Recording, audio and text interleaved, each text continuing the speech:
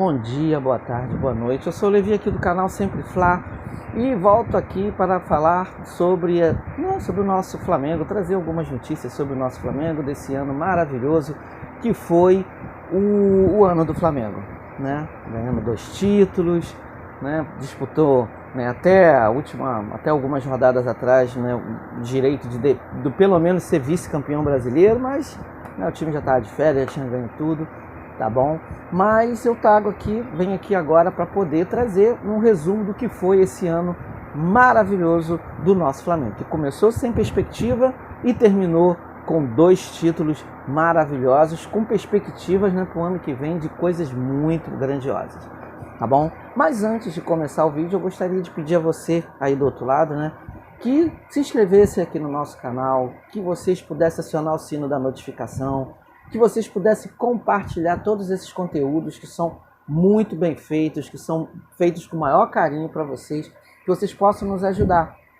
Afinal de contas, no mês que vem, né, agora no próximo dia 5 de dezembro, o canal Sempre Fla vai estar fazendo um ano de vida. E tanto eu como o Márcio, gostaria muito de dividir esse nosso sucesso com vocês. Para isso, a gente pede muito do fundo do nosso coração que vocês se inscrevam para a gente chegar na marca de 1.500 inscritos, né, até o dia 5. Tenho certeza que vocês aí do outro lado vão nos ajudar, né, indicando o nosso canal para outros, para parentes, para amigos, né, amigos de trabalho, amigos de rua, enfim, para todo mundo, para que a gente possa no dia 5 receber esse presente de vocês, que seria 1.500 inscrições. Falta pouco, mas a gente gostaria que vocês nos ajudassem a fazer esse pouco diminuir e chegar a essa marca que para nós seria uma marca extremamente grandiosa e que seria a afirmação de um sucesso, do nosso sucesso aqui no canal, tá bom? Então a gente conta muito com vocês, né? Fazendo inscrições, compartilhando o vídeo, né? E fazendo com que, dando muitos likes, né? Fazendo com que esse canal se torne cada vez melhor e que nós possamos ter condições, né? Através aqui do nosso canal, de trazer notícias quentes, notícias do forno para vocês aqui e com poder bater esse papo quase todos os dias, tá bom? Contamos com vocês, galera. Bem, agora vamos começar falando sobre esse ano grandioso do Flamengo. Mas antes da gente começar a entrar nesse tema, eu quero vir aqui, né, falar com vocês, que né, alguns de vocês devem estar perguntando: poxa, Levi, você está ausente bastante tempo aqui do canal.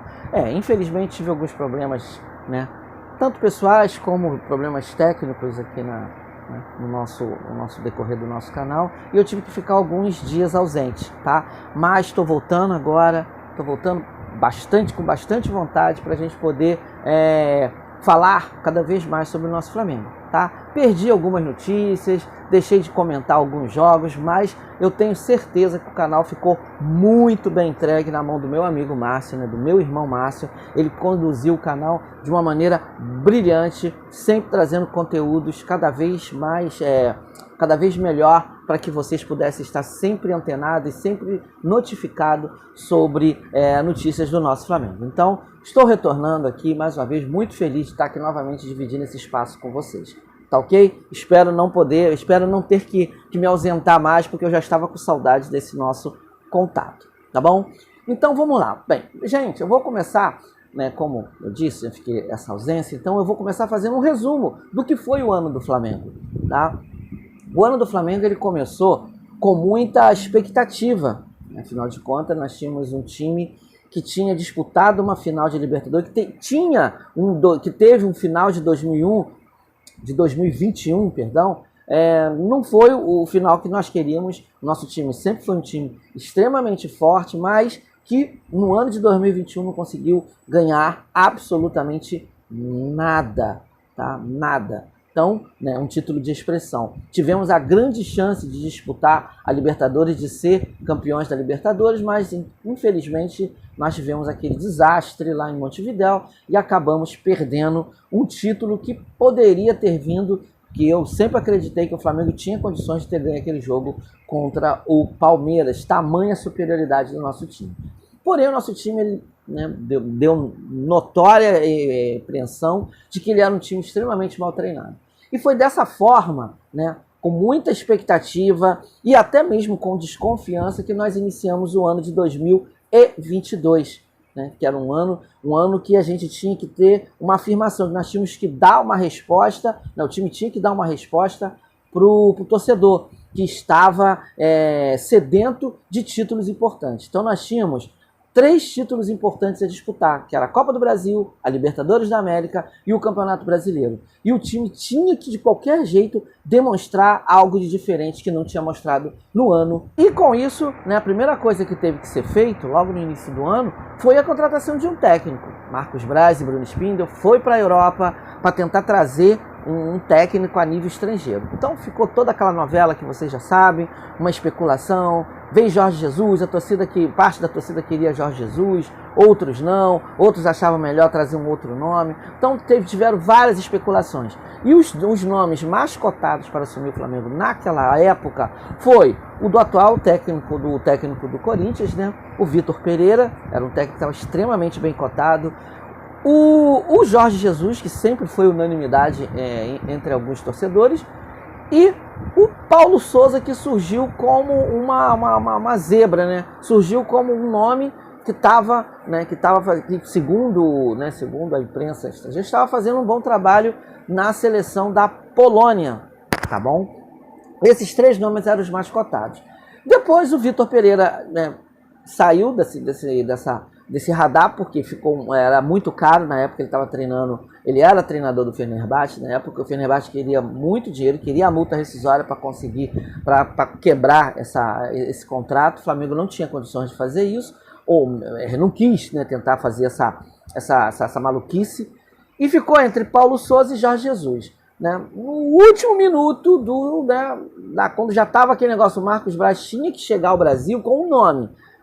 E o Internacional levantou o dedinho e se interessou pelo Paulo Souza. Flamengo não querendo ficar para trás, não querendo chegar, porque Jorge Jesus ainda estava naquela, deixo, não deixo, saio, não saio do Benfica. O Flamengo foi de maneira precipitada, foi lá para não deixar brechas para o Internacional, foi lá e fechou o contrato com Paulo Souza. Tá? Um técnico até então desconhecido, um português totalmente desconhecido da nossa realidade aqui no Brasil. Eu, particularmente, não acompanhava Paulo Souza, não conhecia Paulo Souza, não sabia do trabalho dele. Fiquei sabendo depois, quando o nome dele ficou sendo especulado, de que ele era o treinador da seleção da Polônia e que a Polônia ia disputar uma repescagem para ir até a Copa do Mundo. Então isso nós sabíamos, tá? Porque a gente não tinha a fundo o que realmente Paulo Souza representava no futebol da Europa. Claro, evidente que depois que ele veio para o Brasil, com o trabalho que ele fez aqui no Flamengo, que nós descobrimos quem era Paulo Souza lá na Europa, né? Como que ele agia, como que ele fazia, como que ele jogava, ele via futebol. E nós vimos que não tinha nada a ver com o Flamengo, tá? O Flamengo trouxe o Paulo Souza com a expectativa dele fazer um excelente trabalho e fazer um processo de renovação no Flamengo, aonde aquela geração de 83 tinha que ser extinta do Flamengo. E essa era a missão que Paulo Souza tinha aqui no Flamengo. O Paulo Souza até que começou, né, a torcida apostando muito no trabalho dele, né, todo mundo apostando no trabalho dele. Paulo Souza iniciou, né, ele fez a estreia dele no Campeonato Carioca contra o Volta Redonda. E o Flamengo ali, né, era essa estreia de Marinho. O Flamengo até jogou um futebol que agradava, era um futebol diferente. O método de treinamento do Paulo Souza era um método totalmente diferente. E que, como ele tinha carta branca da diretoria para fazer a tal da renovação, porque saiu na imprensa de que existia uma panela lá dentro do Ninho do Urubu, tinha como líderes Diego Alves, Diego Ribas, Felipe Luiz, Gabigol e o Bruno Henrique e Everton Ribeiro. Esses 6 jogadores que eram remanescentes do time de 2019, eles eram os líderes. Segundo a imprensa, eles eram os líderes e eles dificultavam a vida dos treinadores, né, dentro do Ninho do Urubu.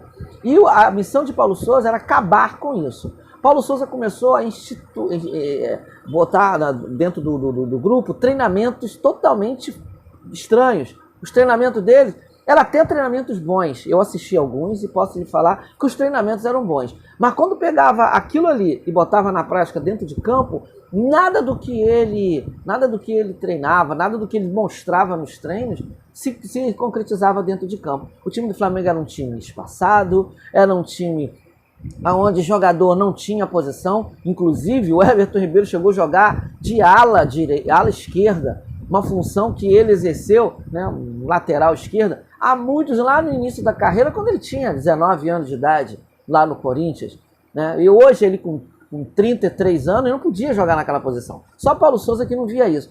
1 ou 2 jogos até deu certo, mas depois a coisa começou a ficar ruim.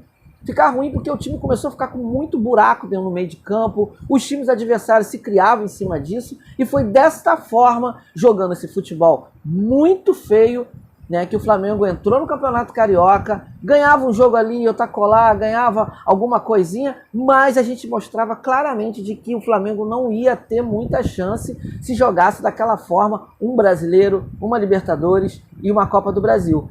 Tanto é que o Flamengo, logo de cara na Copa do Brasil, pegou um time chamado Altos do Piauí, e o Flamengo teve sérias dificuldades para conseguir se classificar diante de um time extremamente fraco, um time que não tinha nenhuma fama dentro do futebol, e o Flamengo teve muita dificuldade de ganhar deles, né? Ali o alerta já começou a ser ligado de que tinha alguma coisa errada no time do Flamengo e que precisaria mudar, e muito. E dessa forma o Flamengo também conseguiu, como eu disse, a dificuldade de se classificar na Copa do Brasil diante de um time muito fraco, e foi, né, meio que capengando no Campeonato Carioca. A imprensa começou a cobrar, a imprensa começou a ver um Flamengo jogando muito, um futebol muito fraco, começou a cobrar, né, da direção, mudança, o Flamengo perdendo alguns jogos importantes, e acabou sendo a gota d'água, sendo a derrota para o Fluminense no Campeonato Carioca, uma derrota que até hoje a gente não entende como que o Flamengo, com o time que tem, conseguiu perder um campeonato fácil, onde todos, 10 em cada 10 jornalistas davam o Flamengo como campeão carioca, e o Flamengo não conseguiu, porque Paulo Souza, além de implantar um esquema de jogo que não estava funcionando, ele era muito teimoso. Ele não abria mão daquela filosofia que estava vendo que não ia dar certo. E o Flamengo cada vez mais, né, iniciou o Brasileiro de uma forma muito ruim. Praticamente levamos o primeiro turno praticamente todo, jogando de uma forma muito ruim.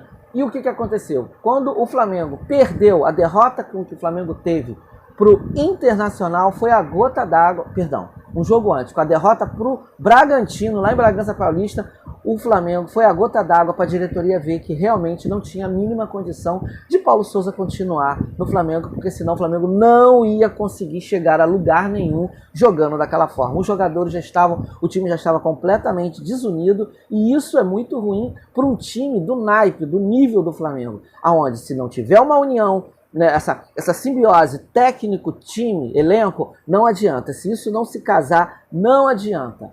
Tá? Não adianta, que não vai chegar a lugar nenhum. E a diretoria, de maneira até tardia, percebeu isso e acabou demitindo o técnico Paulo Souza. Terminava um ciclo de pouco mais de 4 meses, 5 meses mais ou menos, de trabalho, aonde o Flamengo, em vez de evoluir, o Flamengo evoluiu, e o Flamengo ele entregou o time do Flamengo em 15º lugar, ou seja, o Flamengo por 2 rodadas no Campeonato Brasileiro teve a chance de cair para a segunda, de ficar na zona de rebaixamento do Campeonato Brasileiro. E isso, para o time do nível do Flamengo, era muito ruim, né? Um time caro como era o time do Flamengo, ficar naquela situação. Tá? Por mais que o jogador fosse para a televisão, fosse para a imprensa e falar, não, a gente vai reverter, nós vamos reverter o quadro, não existe desunião no grupo, estamos fechados com o treinador, mas a gente via que realmente o clima, as ideias de Paulo Souza já não davam mais, e ele já não tinha mais clima para continuar no time do Flamengo apresentando aquele futebol medíocre e aquele futebol muito ruim que estava fazendo o time ficar em 14º lugar. Com a troca do técnico, né, o que a diretoria foi? Foi procurar um técnico para apagar aquela chama, e surgiu o nome do Dorival Júnior. Não adianta ir para a Europa. né? No mês já em junho, não adiantava ir para a Europa porque não ia achar técnico, os melhores técnicos que o Flamengo poderia trazer já estavam empregados, já estavam iniciando o trabalho, e técnico europeu não gosta de sair no meio de temporada lá, eles gostam de fechar uma temporada e depois, se não der certo, eles trocam. Essa é a cultura europeia para técnico de futebol. E Paulo Souza, né, o Flamengo demitiu Paulo Souza, o Flamengo ficou a mercê. O que o Flamengo fez? Foi procurar aqui dentro mesmo do Brasil. E viu na pessoa de Dorival Júnior a saída. O Dorival, na época, estava treinando o time do Ceará. Então o Flamengo viu que poderia, né, o Dorival Júnior poderia ser esse perfil de técnico, apaziguador. Ele já tinha feito um bom trabalho no Flamengo em 2018, e, né, não deu aquela continuidade, mas ele poderia ser o nome ideal para o Flamengo, e foi o que a diretoria foi. Foi lá, pagou a multa rescisória para o Ceará, trouxe o Dorival Júnior e, né, qualquer pessoa, qualquer um que tem um mínimo de entendimento de futebol, saberia que Dorival Júnior ia dar certo no Flamengo. Primeiro, ele tinha uma filosofia de futebol, ele era treinador de futebol, ele não era um aprendiz, né, não era um contador de ilusões, um ilusionário, não, ele era técnico de futebol. Segundo, o time do Flamengo era muito bom. É muito bom. O time do Flamengo é um time bom. Só bastava pegar os jogadores e colocar nas posições corretas que o time ia dar liga. E não deu outra. Dorival Júnior chegou, apaziguou, botou jogador que era lateral na lateral, meia como meia, zagueiro como zagueiro e pronto. Trocou o goleiro, porque o goleiro na época era o Hugo falhando, e Paulo Souza insistindo nele, e trocou o goleiro, botou o goleiro que foi contratado para assumir a camisa 1 do Flamengo, e deu no que deu, o time começou a dar liga. Só que para campeonato brasileiro já estava um pouquinho tarde, o Palmeiras e alguns times já tinha aberto uma distância muito grande, ou seja, o Flamengo ia ter que nadar demais para conseguir. Se o Flamengo conseguisse chegar no Palmeiras, seria uma façanha assim que nenhum outro time tinha conseguido. Sair da 14ª posição e chegar a ganhar o título brasileiro. Então era uma tarefa quase que impossível para o Campeonato Brasileiro. Mas existia a Copa do Brasil, que era uma realidade, porque era mata-mata, e existia a Libertadores da América, que era o grande sonho de consumo de 10 em cada 10 flamenguistas. Era o que nós queríamos, era ganhar uma Copa Libertadores, que no ano anterior a gente tinha batido na trave. Diante disso tudo, o Flamengo começou a priorizar. Dorival Júnior começou a priorizar as Copas. Com isso, nós conseguimos, avançando de fase na Copa do Brasil, começamos a pegar adversários extremamente difíceis, como foi a 8ª de final que nós pegamos o Atlético Mineiro, nas quartas de finais que nós pegamos o Atlético Paranaense, na semifinal pegamos o São Paulo, e na final pegamos o Corinthians. Então a gente só pegou pedrada, e Dorival Júnior com muita maestria, com muita simplicidade, mostrando um futebol simples, um futebol de técnico brasileiro, tá, gente? Vamos deixar isso bem claro. Aquele técnico que joga por resultado, fez 1-0, tranca atrás, fecha a casinha, joga pelo resultado na mão, com o regulamento embaixo do braço. E nisso o Flamengo foi galgando, até que chegou à final da Copa do Brasil. A mesma tática ele usou na Copa Libertadores. O Paulo Souza tinha feito toda o primeiro turno da Copa Libertadores, a fase de grupos, onde o Flamengo, o time era tão bom, mesmo aquela bagunça que era o time do Paulo Souza, ele conseguiu perder apenas 2 pontos. Ele só teve um único empate em toda a competição. Em 13 jogos que o Flamengo fez na Libertadores da América, o time era tão bom que conseguiu apenas um único empate. E assim mesmo, o empate, foi o gol de empate do Tadjeres na época, foi um gol que foi muito contestado, porque o jogador estava impedido e o juiz assim mesmo aceitou o gol. Tá? Mesmo na época não tinha o VAR, eles aceitaram o gol. Senão o Flamengo tinha feito a melhor campanha de toda a Libertadores, porque o time era bom. Não por méritos do Paulo Souza, porque o time era uma bagunça, mas por mérito de jogadores como Arrascaeta, Everton Ribeiro, Pedro, Gabigol, Bruno Henrique, enquanto teve jogando, enfim, o time era bom.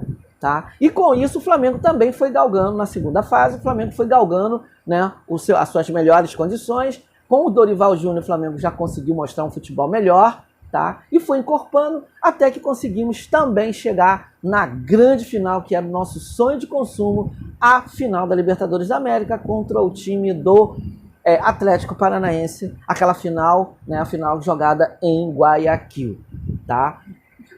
Flamengo classificado, tanto em uma competição como na outra, tinha o objetivo de quê? O Flamengo tinha que participar, o Flamengo tinha a obrigação de estar na Libertadores 2023. E para ele estar na Libertadores 2023, ele só tinha 3 caminhos: pelo Campeonato Brasileiro, pela Copa do Brasil ou pela Libertadores. Sendo que Copa do Brasil e Libertadores, ele tinha que ganhar, ele tinha que ser campeão para conseguir a classificação, já está classificado na fase de grupos da Libertadores do ano que vem. Tanto um como o outro. O brasileiro ele tinha que estar entre os 6. Tá? E o Flamengo, de maneira magistral, conseguiu seus objetivos. O Flamengo conseguiu seus objetivos através dos 3 campeonatos. Né? Dos 3 campeonatos. O Flamengo disputou a final da Copa do Brasil primeiro com o Corinthians, tá? Não podemos também aqui tentar tampar o sol com a peneira. O Flamengo apresentou 2 jogos com o Corinthians muito abaixo do que ele poderia, do que ele já tinha feito, tá? Que na Libertadores da América o Flamengo tinha feito 2 jogos com o Corinthians muito bom, principalmente o jogo que foi jogado em Itaquera, tá? E depois, na Copa do Brasil, nós achamos que o Flamengo ia apresentar também um futebol muito bom e, pelo contrário, foi um futebol bem burocrático, bem aquém do que poderia ser. Demos sorte que empatamos lá, né, de 0-0, e aqui no Maracanã empatamos de 1-1, foi para pênalti e foi aquela festa toda, né? No final, os jogadores do Corinthians acabou dando uma ajudinha pra gente, né, o Fagner e o garoto lá que perdeu o pênalti, e nós fomos campeões, já garantindo a nossa fase de grupos da Libertadores. Ou seja, o Flamengo já estava classificado para a Libertadores 2023 e o objetivo de um time tão rico, tão milionário como é o time do Flamengo já tinha sido alcançado através da Copa do Brasil.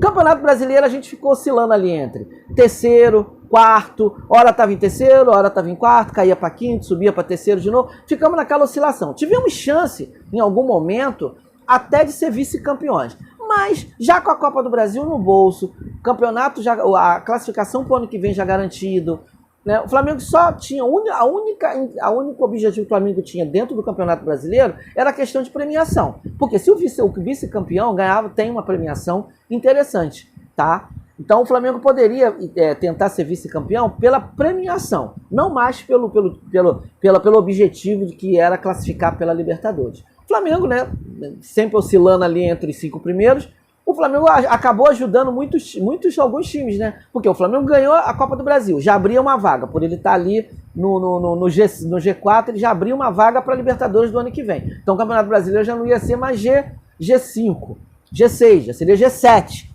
E o Flamengo com a cereja do bolo, qual foi? Fomos para Guayaquil, também muito favorito, fizemos também um jogo bem aquém, né, do que a gente esperava. Foi uma final, posso falar que a final de 2019 foi muito melhor do que essa final de 2022, mas o objetivo era ganhar a Libertadores e foi o que nós ganhamos e foi o que aconteceu. Ganhamos de 1-0 do Atlético Paranaense, num jogo que eu posso falar que foi um jogo extremamente morno, mas o objetivo estava alcançado. Flamengo era tricampeão da Libertadores da América, e isso aí é um feito que nem a geração de Zico conseguiu transformar o Flamengo 2 vezes campeão da Copa Libertadores da América, tá? E isso daí deixou a torcida ainda cada vez mais feliz numa lua de mel com o time. Antes de todos esses títulos, né, que o Flamengo ganhou, né, o Flamengo ficou tranquilo no Campeonato Brasileiro para as últimas rodadas, né? Tanto é que o Flamengo jogou com o Corinthians, perdeu aqui no Maracanã, jogou com o Curitiba, perdeu para o Curitiba, jogou com o Juventude, empatou com o Juventude e jogou a última rodada domingo agora contra o Avaí e conseguiu a façanha de perder nas despedidas de Diego Alves e Diego Ribas, tá? Dizer para você que o torcedor tá satisfeito porque ganhou a Copa Libertadores e ganhou a Copa do Brasil. Então o Flamengo estava com 2 títulos de peso na sua bagagem. Então a torcida está em lua de mel. Se o Flamengo não tivesse ganho nenhum desses títulos, mesmo se classificando para a Libertadores em 5º lugar, como foi o caso, o Flamengo terminou o campeonato em 5º lugar, com essas derrotas, que o Flamengo disputou 12 pontos, foram 4 jogos, 12 pontos, depois que ele ganhou a Copa Libertadores, disputou 12 pontos. Dos 12 pontos que o Flamengo disputou, pasme, o Flamengo só ganhou 1 ponto, perdeu 11. O Flamengo só ganhou um único ponto, que foi o jogo contra o Juventude, assim mesmo, no apagar das luzes. Ah, mas estava em festa, ritmo de festa, tudo bem. Mas botou a camisa, o manto sagrado, botou a camisa do Flamengo tem que ser representado, tem que representar de maneira digna. Essa é a minha opinião, tá, gente? Eu não estou dizendo que tenha que ser de vocês, mas essa é a minha opinião. Eu não gosto de perder, mesmo que o time estava classificado, o Flamengo poderia ter terminado ali em segundo, terceiro colocado, que seria até um alerta para falar para o Palmeiras, ó, se cuida que ano que vem eu vou disputar o brasileiro de igual para igual com vocês, porque agora eu tenho condições, eu tenho técnico e eu tenho time, o time está cada vez melhor, está incorporando cada vez mais, e o Palmeiras ia ficar bastante assustado com o time do Flamengo. Porém, o quinto colocado foi uma coisa assim melancólica, terminamos de maneira melancólica, valeu pela festa no Maracanã, 60 mil pessoas que estiveram no Maracanã, mas para se despedir do Diego, ver as taças, ver toda a glória que essa geração de 83 conseguiu. Nós ainda temos ainda o Felipe Luiz, que é dessa mesma geração, mas que ainda vai fazer mais um ano de contrato com o Flamengo. Provavelmente no final do ano que vem, Felipe Luiz também está pendurando sua chuteira, um baita de um jogador. Nós temos ainda também o Everton Ribeiro, tem o Bruno Henrique, que é tudo remanescente daquela Arrascaeta, que é remanescente daquela geração vitoriosa de 2019. O que vai acontecer agora em diante, eu não sei, porque agora os jogadores entraram de férias. Vai ser estudado, a diretoria vai planejar o ano de 2023 de uma maneira, vai procurar planejar de uma maneira melhor, né? Provavelmente vão conversar com o Dorival Júnior para poder fazer essa renovação. Não vai ser uma renovação fácil, porque tem a sombra da CBF do lado, mas torcemos que o Flamengo consiga disputar novamente todos os campeonatos ao qual ele vai participar. E o Flamengo, né, provavelmente o Flamengo vai ser reforçado, porque ano que vem, logo de cara, no dia 28 de janeiro, nós já temos a Supercopa do Brasil, que vai ser contra o Palmeiras. Depois, em fevereiro, nós temos a Recopa Sul-Americana, que é contra o Del Valle. E depois nós vamos ter o tão sonhado Mundial de Clubes, ao qual o Flamengo está desejando mais do que qualquer outra coisa. Acho que o objetivo do Flamengo em 2023 não vai ser nem os campeonatos, as Copas que ele vai disputar, é o Campeonato Mundial. Se nós ganharmos o Mundial, acho que encobre todo, de repente, algum insucesso que vai ter no ano de 2023. Eu espero que ganhe tudo, eu espero novamente que o Flamengo esteja muito forte para disputar todos esses campeonatos. E a diretoria já começou a se manifestar, já mostrou interesse em alguns jogadores, tá? E o principal deles nesse exato momento se chama Gerson. Gerson está no Brasil, Gerson está muito insatisfeito no Olympique, mudou o comando técnico lá e ele está extremamente insatisfeito com o time do Olympique, ele quer voltar para o Flamengo. E o pai dele, que é pai, empresário, tudo, já falou, no Brasil, Gerson só joga no Flamengo. Por que eu estou falando isso? Porque o Palmeiras lá, como quem não quer nada, já levantou a bandeirinha e falou, Gerson, vem jogar aqui no Palmeiras. Só que o Gerson não quer. O Gerson, além de um jogador extremamente bom, ele é muito Flamengo, tá? Tanto ele como o pai. E o pai dele já deixou bem claro, Flamengo, sempre Flamengo. Se não for no Flamengo para ele jogar aqui no Brasil, ele volta para a Europa e cumpre o contrato dele com o Olympique de Marseille. É uma transação extremamente difícil, porque envolve valores astronômicos,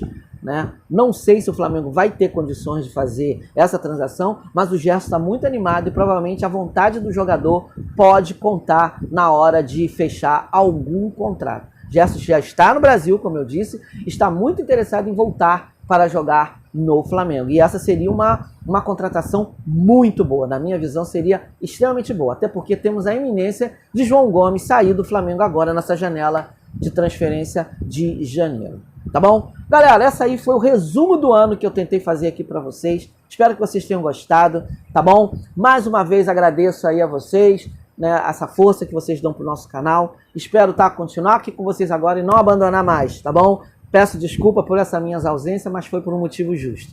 Tá ok? Ó, se inscreva no canal, aciona o sino da notificação, muitos likes, tá bom? E eu vou deixar vocês entregue agora ao meu amigo Márcio, que ele também tem mais alguns recados para dar para vocês. E eu espero que vocês estejam sempre conosco aqui. E ó, dia 5, canal Sempre Fla fará 1 aninho de vida. Conto com vocês. Um beijo no coração de vocês e ó, isso aqui ó, é Sempre Fla.